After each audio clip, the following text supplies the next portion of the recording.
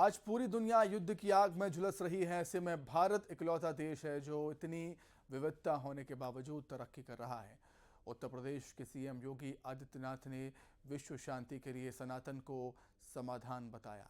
दुनिया में अमन और शांति के लिए सनातन के महत्व का विश्लेषण किया मैनेजिंग एडिटर अमिश देवकर ने। बची हुई है। ऐसे में उत्तर प्रदेश के मुख्यमंत्री योगी आदित्यनाथ ने दुनिया पर छाए संकट के बादलों की छाया को हटाने के लिए एक शानदार उपाय बताया है। आप भी सुनिए। विश्व शांति की गारंटी केवल सनातन धर्म हो सकता है और भारत हो सकता है, बाकी कोई और नहीं हो सकता। योगी आदित्यनाथ ने क्यों विश्व शांति के लिए सनातन को समाधान बताया, अब यह भी समझ लीजिए।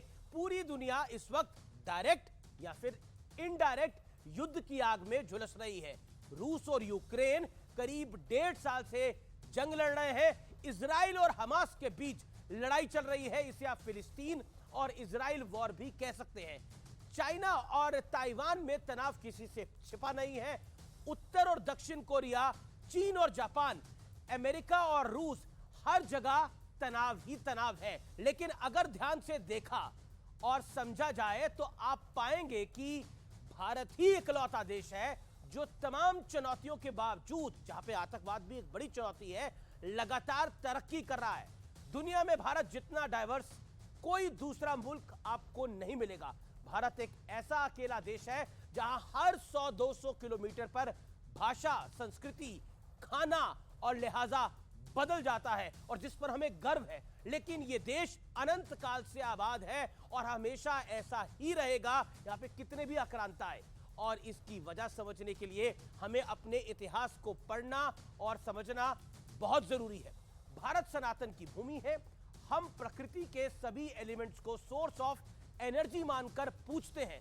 सनातनियों का पूर्ण विश्वास है कि हर जीवित चीज में ईश्वर का वास है। हमारे लिए अतिथि देवता है और हम किसी को भोजन कराना और पानी पिलाना पुण्य कर्म मानते हैं। सनातन धर्म का मूल मंत्र है वर्ड इज वन फैमिली, यानी वासुदेव कुटुंबकम। यानी सनातनियों की डिक्शनरी में अनैतिक विस्तारवाद कहीं भी नहीं है। यानी तलवार के दम पर अपना खौफ पैदा करना यह है ही नहीं।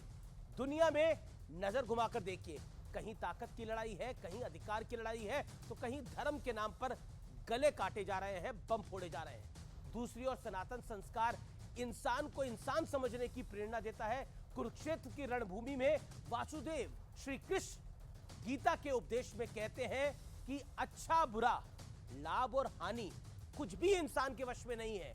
तो सीख यह है कि अगर इंसान के वश में कुछ ही नहीं, कुछ है ही नहीं, तो फिर लड़ाई और झगड़ा किस बात का है, क्यों है। यानी योगी आदित्यनाथ की बात का सीधा तात्पर्य है कि लड़ाई का मकसद नहीं होगा तो शांति की गारंटी होगी व्यूअर्स। और सनातन संस्कारों की तरह अगर दुनिया का हर व्यक्ति लालच छोड़कर दूसरे की भलाई के लिए कार्य करेगा तो दुनिया में शांति आना निश्चित है। कोरोना काल को याद करिए, भारत के सनातन संस्कारों का प्रभाव पूरी दुनिया ने देखा, प्रभाव देखा।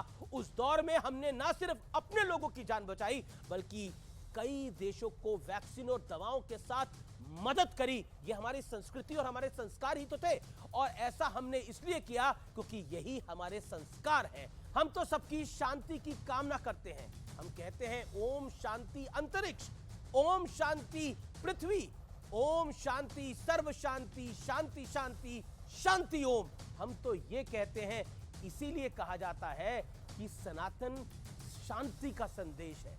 व्यूअर्स, आज जो मैंने आपके साथ बात साझा करी, ये इस तनाव के माहौल में आपको जरूर शांति देगी। नमस्कार।